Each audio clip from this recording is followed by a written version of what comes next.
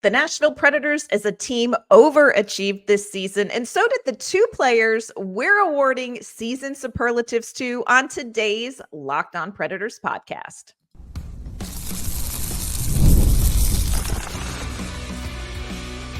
You're Locked On Predators, your daily podcast on the Nashville Predators, part of the Locked On Podcast Network, your team every day.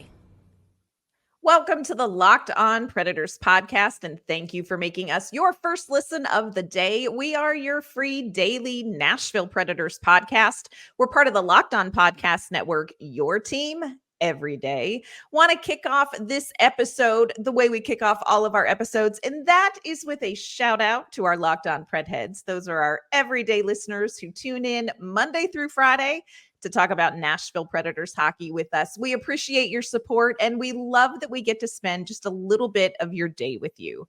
I'm Ann Kimmel. I am a writer at Penalty Box Radio, and I have a partner in crime. I'm Emma Lingen, and I'm the Predators site editor and reporter for the Hockey News. That's right. Emma, on today's show, we are going to continue our fun series of season superlatives. Of course, we've talked about Ryan O'Reilly. We talked about Cole Smith and Emma's comeback tour. We told you so tour 2023-24. We should get t-shirts.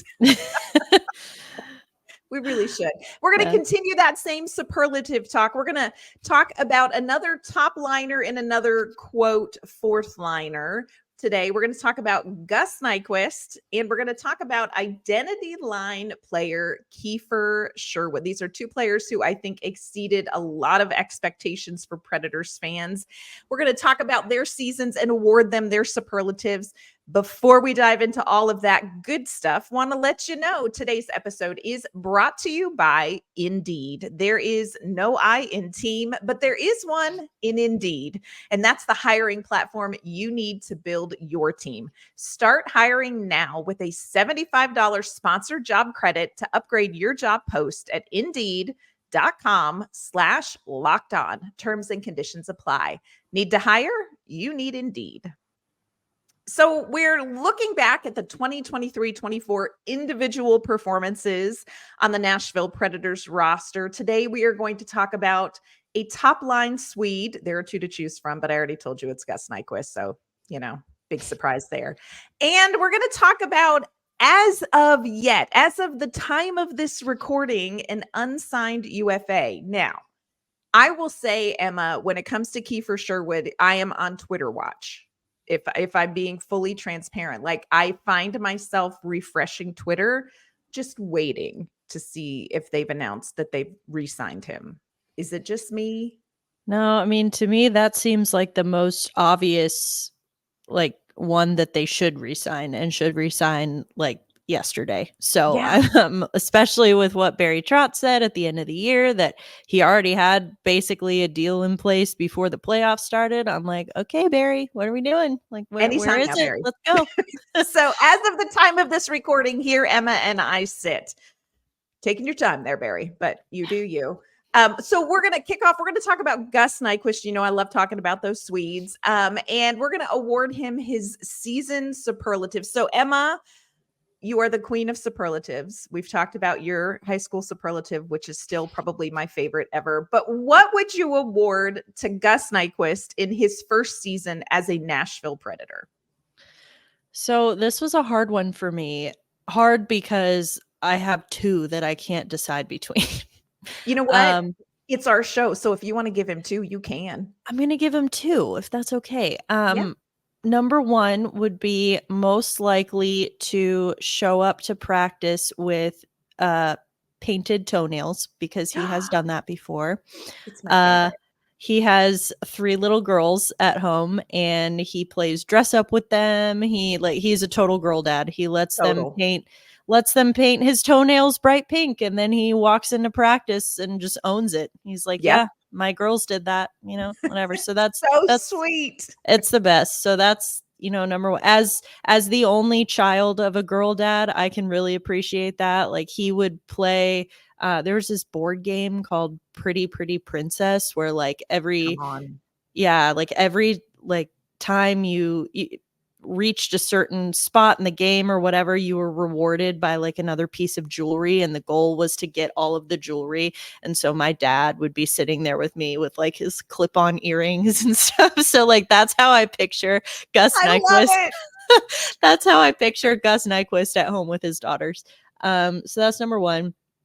Number two, I would say most likely to chirp you as soon as he meets you. Because may or may not be speaking from experience on that one. And it, for me, that's like my love language. You know, if you chirp me or if I chirp you, then it means I like you. If I am uber polite to you, then that probably means I don't like you. And I'm just being civil. But if for anyone who's watching on YouTube, and if you have not yet noticed, I talk a lot with my hands, and like it's kind of bad. I get called out for it a lot. And when I worked for the team, for the Predators, my job, you know, as the team reporter, I had to hold the microphone in front of the player's face during media availabilities and things, which is fine if I was not the one asking the questions. But as soon as I start asking the question, my hand starts like going all over the place. So Gus's first media availability, it was like over the summer, and it was just announced that he had signed here, and he was in town for a day with his wife Danielle to look at houses. And came and did a media availability. Was this at Centennial? Yes, it was. I know exactly what you're talking about. Yeah, so in the dark little dungeon, locker room, and and so I asked him, I don't even remember what I asked him, but of course it's involuntary, like truly my hand just starts moving, and he puts his hand on the microphone. He's like, do you want me to hold this? And I'm like, I like this guy, I just met him, but I like him. I'm like, is that something that I would say? So I'm like, you know what, I like you.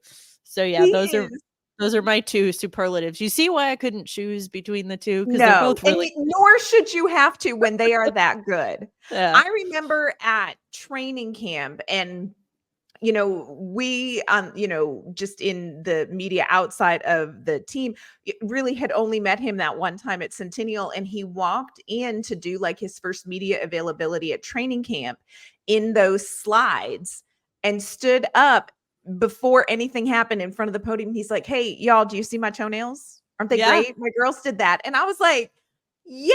I love that. I'm the youngest of 3 girls, so I am with you. I appreciate a girl dad. Yeah. Like, let's go. Yeah. I love that. He is so funny. So for me, and this may not make sense to you or somebody not of my age range, hopefully it's a classic enough that it makes sense, but my superlative for Gus Nyquist is most likely to mutter the first line of LL Cool J's Mama Said Knock You Out. You know that song? I do. I love it. And the first line is, don't call it a comeback. I've been here for years. Yep. Oh, I love that. That's fantastic. Like, that just feels like that just feels exactly like what Gus Nyquist would say if somebody came out and said, can you believe the season you had? Can you believe how well? I can see him just being like, don't call it a comeback. I've been here for years. Yeah. Just shrugging his shoulders. Like, he's not one who excites easily or like gets riled up easily. So I think that's very fitting for him. Yeah.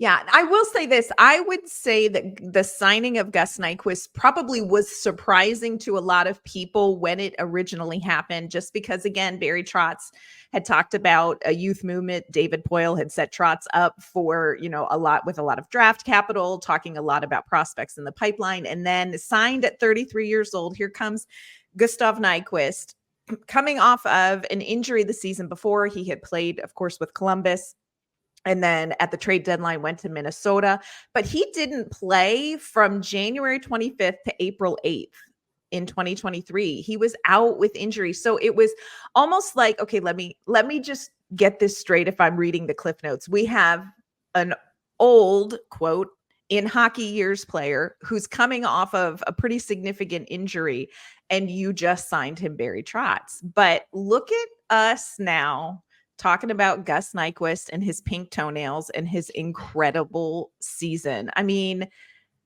just an incredible season. Career year in assists and points. This was his third best season of his entire career when it comes to goal scoring. He played this season like hockey is nothing new for him and success is just what he expects. It's been a really incredible season for Nyquist. Yeah, and I think that in itself points to why Barry Trotz went out and got him, for that sort of attitude alone. You know, that's the attitude of a serial winner. It's like, this is what we do. This is just, we always are operating at the highest possible level, and we're not going to accept anything else. And I think that, you know, for him to come in and have the season he's had, you know, like you said, had a literal career year Right. with the Predators, and play 81 games, because he had the one after they clinched the playoff spot. You know, he had a rest day, but Right. other than that, like, essentially played an entire season and looked like back like he had never left. Don't call it a comeback.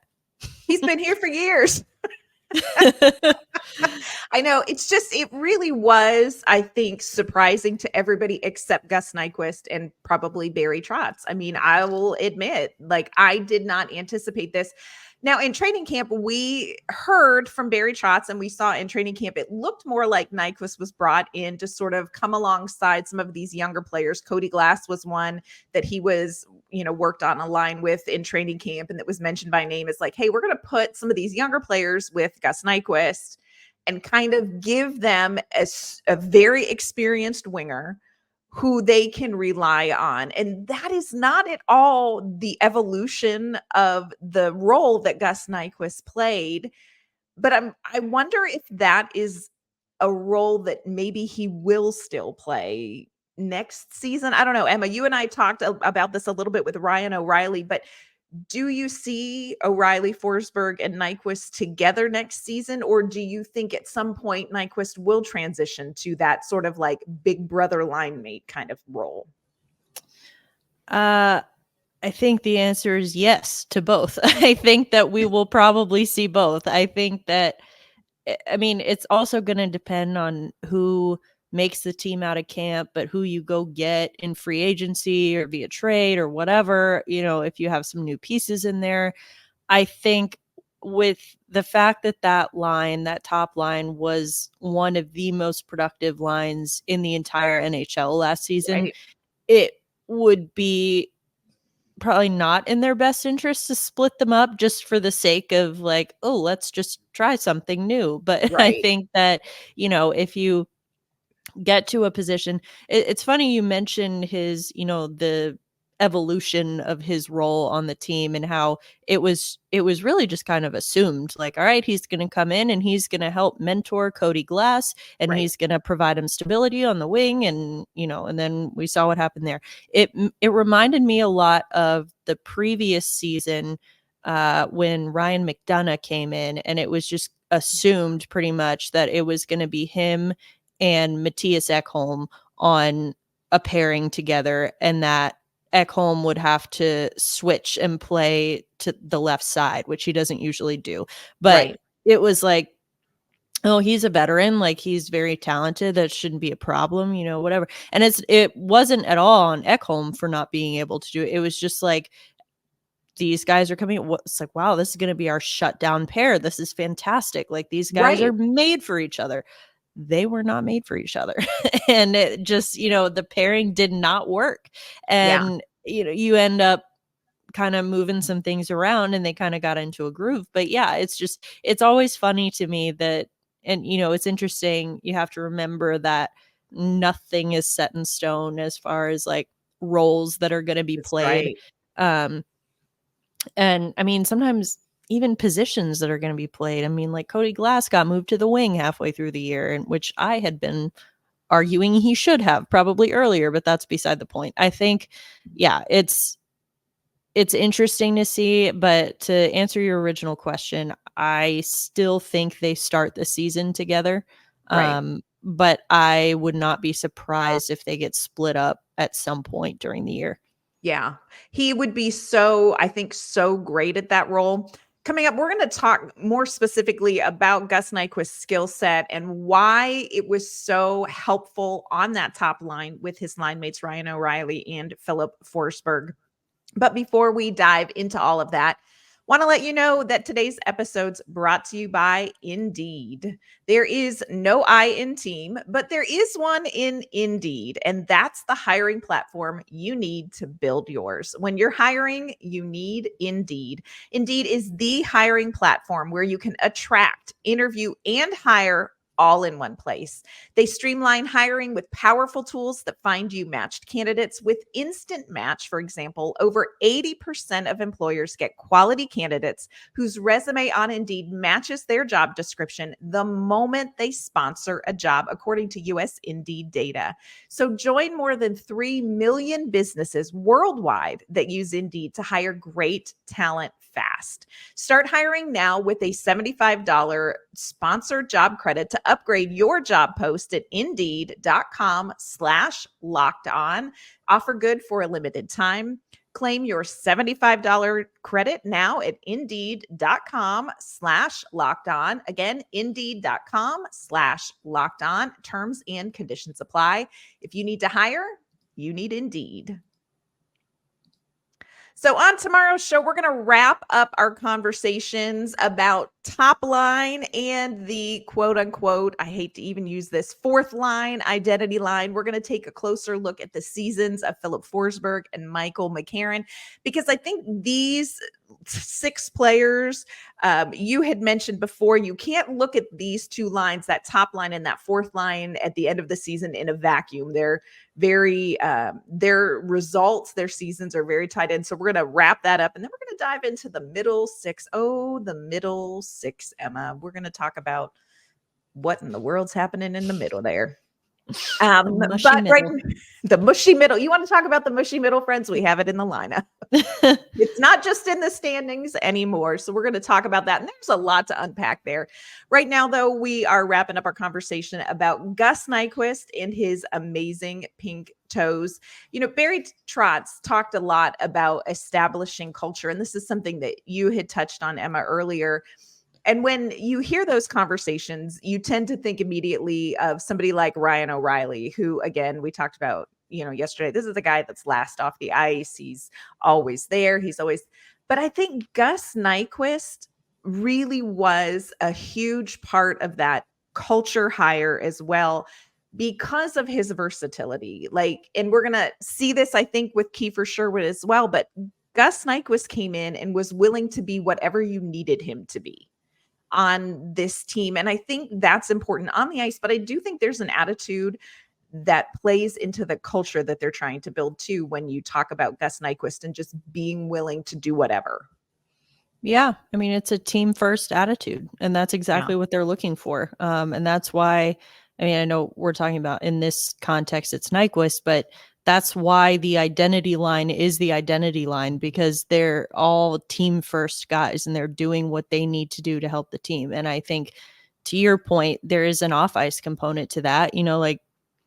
There are really no egos in the Predators locker room, which I think cannot be overstated, because that is incredibly rare in pro sports in general, but in the NHL too. It's like, normally I feel like there's always at least, and I've covered some different teams before and been around different teams before. It seems like there's always at least one guy in there who's just like really into himself and maybe like doesn't care as much about the team.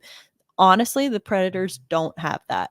No. They don't have that guy. And on some teams it's like 2 or 3 guys who are like that.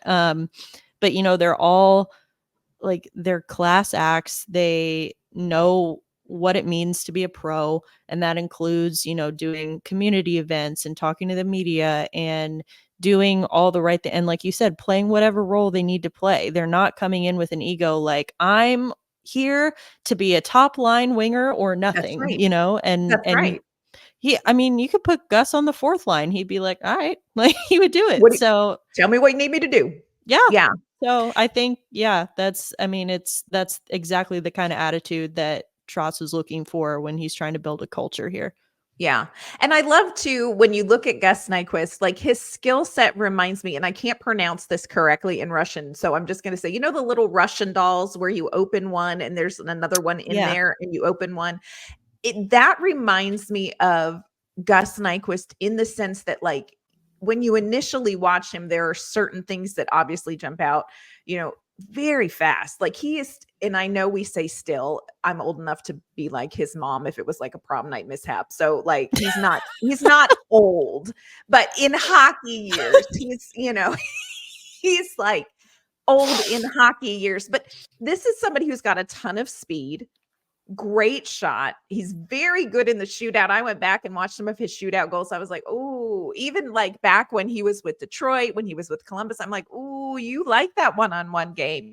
He is very defensively complete, so competitive. That was one of the things you talk about, you don't get much of a rise out of Gus Nyquist, but we talked to him after the overtime loss to the Vancouver Canucks in the playoffs. And that was almost inexplicable to try to find the words to describe Gus Nyquist's demeanor, because this is somebody who is ridiculously competitive. And it was almost like he could have just come out of his skin. He was so frustrated, or I don't know what.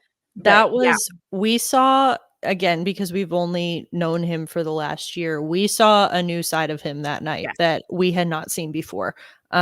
Just that he's normally, and again, it's not like he was rude to us or anything like that, but you could just tell he was next level angry, and frustrated. And that was, it kind of, like I said, we saw a side of him we hadn't seen before, and it's like, okay, there's your competitive fire.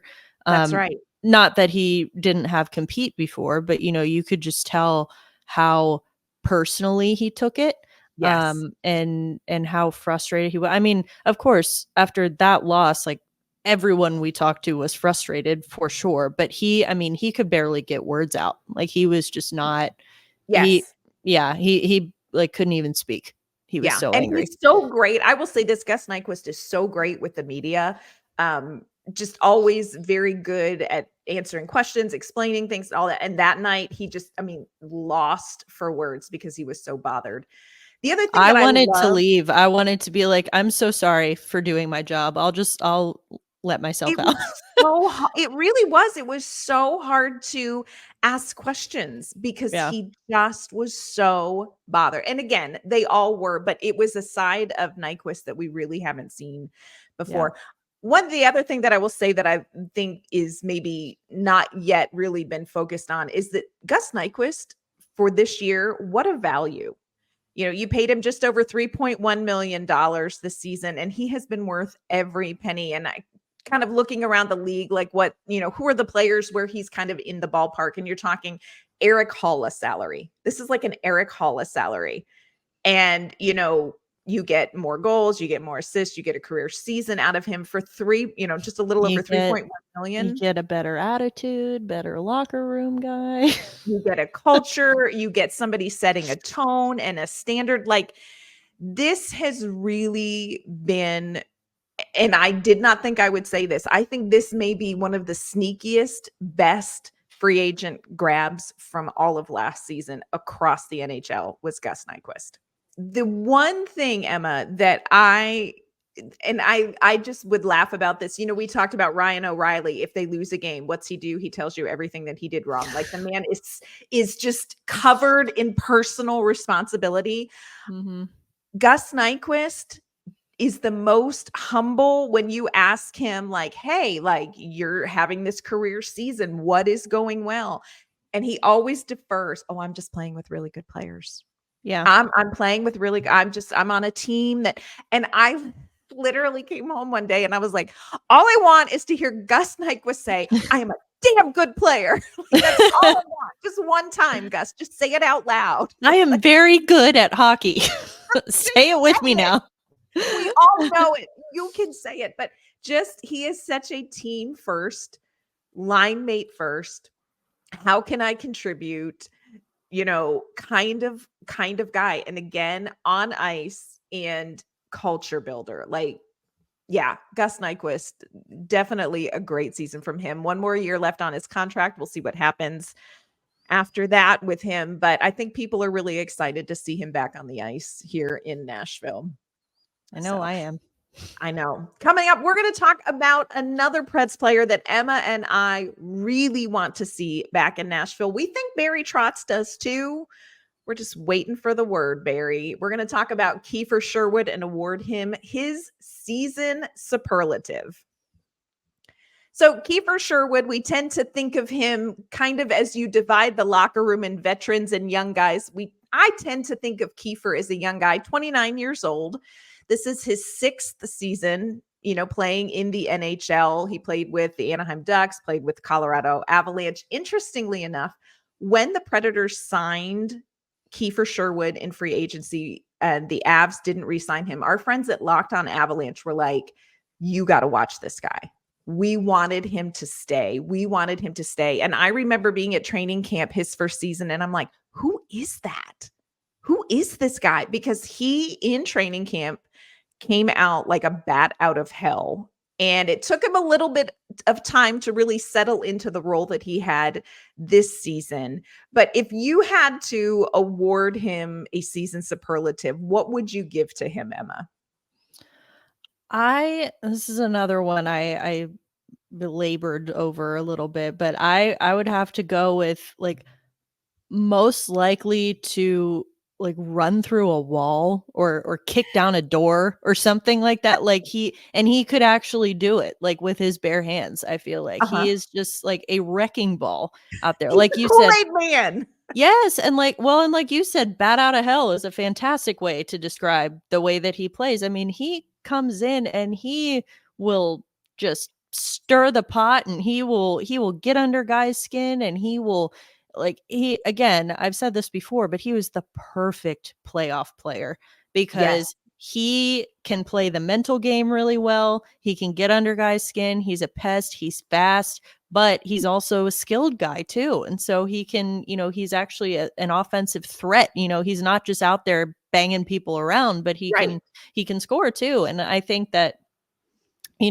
talking about team first, oh my gosh, this guy is like the poster child for that, because I think that he is, again, he has completely reinvented his game. Like if you go back to, he played in college and played in the AHL, like I think when he played for the Colorado Eagles in the AHL, I believe, I don't remember which year it was, but he had 10 goals in 10 games. Like that was his game. He was just a goal scorer.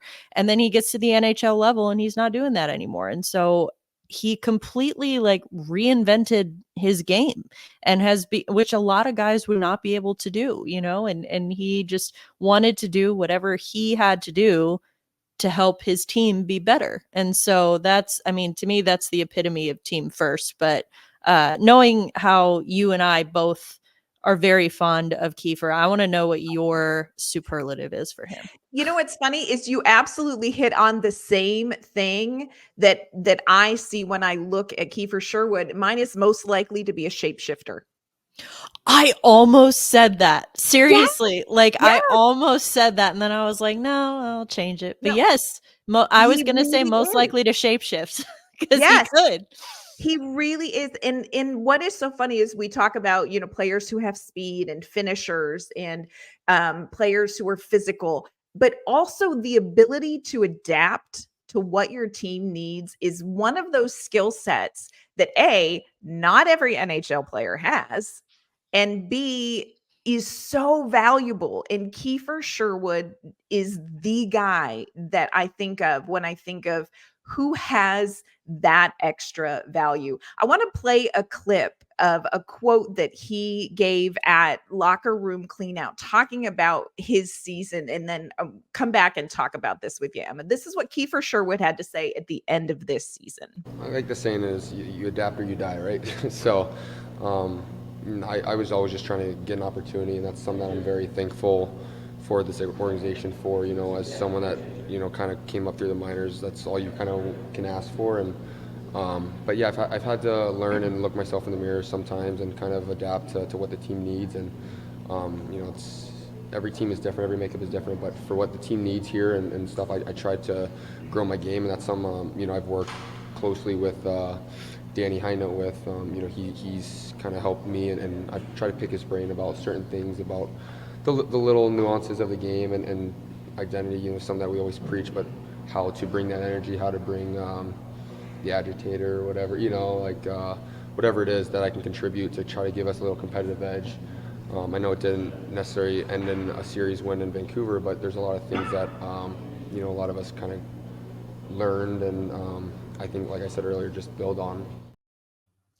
I think people tend to look at Kiefer Sherwood's season with recency bias. Like, oh, he was so great and he was so valuable all season. But this, he had to figure out this season what the Nashville Predators needed, and the efficiency with which he nailed the role is what amazes me about Kiefer Sherwood, because this is a guy who was a healthy scratch several times, before he figured out what Andrew Brunette really needed from him. Yeah, and Barry Trotz even said at the end of at locker cleanout that he had some very frank and honest conversations with him, during that time when he was a healthy scratch, and just been like, look, this, and we don't know exactly what was said in those conversations. We know a lot of guys, there are different ways that you can react to something like that, right? And he just completely took it and used it as rocket fuel, and just absolutely, came out of the cannon and has been fantastic ever since. And he became one of the part of the most indispensable line on that team, and the tone setting line. And I think, and you can see it in the clip that you just played, but really it's something, as someone who's had, been fortunate enough to work with Kiefer over the last couple of years, he is incredibly self-aware, and wise. Yeah. Very, very introspective, and works on himself and is aware of his strengths, his weaknesses, and what he can do differently, what he can do better. And that's not to say that other guys aren't self-aware, but if he's at least very good at articulating that. Mm-hmm. And I think that to go back to why I almost said shapeshifter, because he really can, you could tell him hey, Kiefer, we need you to start in goal tonight. He'd be like, okay. He would go put some pads on and do it. He totally would. And then he would smack talk people the whole time. Yes. Because we talked about this, I think, in a couple episodes ago, but had a whole conversation. It was the most interesting conversation, one of the most interesting conversations for me from this season, but a very serious conversation with Kiefer Sherwood about the chirp game. And that he's like, that's a skill I've had to develop that. I've had to work on that. I've had to figure out how to read players, what does get under skin, what doesn't. Every little way that he can bring something to the ice that makes it better for the team, he is going to embrace it and dive in and do the work. For me, the thing that jumps out is that this, at 29 years old, is a culture guy for the Nashville Predators. And I think he's not maybe the first one that you would think of. You think of the veterans, but I think Kiefer Sherwood is a culture guy. Yeah, I mean, he's a guy that I want my young players to watch and as an example of how you should be and how you should be a team player, a teammate. I mean, like I said, run through a wall, kick down a door, he would do that for any of his teammates. No questions asked. And just because that's the kind of guy that he is, and the kind of player that he is, and the player that he has become. And, I think I've mentioned this on an earlier episode when we were talking about Cole Smith and how he was an undrafted guy. And so he's a grinder, and he's got to work, not necessarily work harder, but it's a different path. And, maybe you have a lot more people doubting you or doubting that you belong somewhere. And Kiefer Sherwood, same situation, undrafted. And so I think that he's got that kind of chip on his shoulder mentality a little bit, which I think is hugely helpful for him in developing his game. Again, it's something I personally relate to. And, I feel like I can recognize it in other people pretty well. And so it's great to see guys like him and Cole Smith having such great years and like really proving their value to this team. I want Kiefer Sherwood back in this lineup because I think he is that important to the Predators. I also, if I were the Nashville Predators, would not want to play on a team against Kiefer Sherwood as well. No, thank you. No. And I've mentioned this on an earlier episode as well, that when the Predators were playing Vancouver in the playoffs, and I talked with Ian Cole for a while about Kiefer Sherwood because they briefly overlapped in Colorado together, and like unprompted, I didn't even say anything or really ask anything about like who's the best guy on that identity line for the Preds. I mean, Cole just offered it up. He goes, "Oh, Sherwood's the best player on that line by far." Like and talked about how far he had come in the, like 4 years, I think, since they had been on the same team. It's like he's gotten faster, he's gotten stronger, like he is, and he's done all the right things. And he was like, yeah, he's out there chirping me. He never used to do that. Like he was never that kind of player. And like it just was kind of funny too, because like after one of the, remember which one it was, but there's something, it was like after a whistle and all the guys were kind of, jawing at each other. And I saw Kiefer and Ian going at it, like kind of yelling at each other, and knowing that they have a history, I'm like, that's funny. And so then I think I asked Ian about it afterwards, and I was like, oh, you and Woody were kind of going at it. And he was like, yeah, it was really funny. He started to chirp me, and then I chirped back, and then he said, I'm sorry. I'm so sorry. And I'm like, that's the kind of guy that Kiefer Sherwood is. Well, I think we can agree that very successful seasons for Gus Nyquist, for Kiefer Sherwood. Again, Barry, looking at you, buddy, any day now. Any day now. We are going to continue our season superlatives. On tomorrow's episode, we're going to wrap up our top line and our fourth line players. We're going to talk about Philip Forsberg's amazing season. And we're going to talk about Michael McCarron as well. Before we wrap up today's episode, Emma, tell everyone, where can they find you and your work online? You can find me on social media, Twitter and Instagram at Emma_Lingen. I post all my work there, but you can find me at the Hockey News as well. And you can find me on social media at AnnK_Mama on Ice. You can find my work at Penalty Box Radio on social media and penaltyboxradio.com as well. That's going to do it for today's episode of the Locked On Predators podcast. Thank you for making us your first listen of the day. We'll be back tomorrow with some more season superlatives. We'll see you then.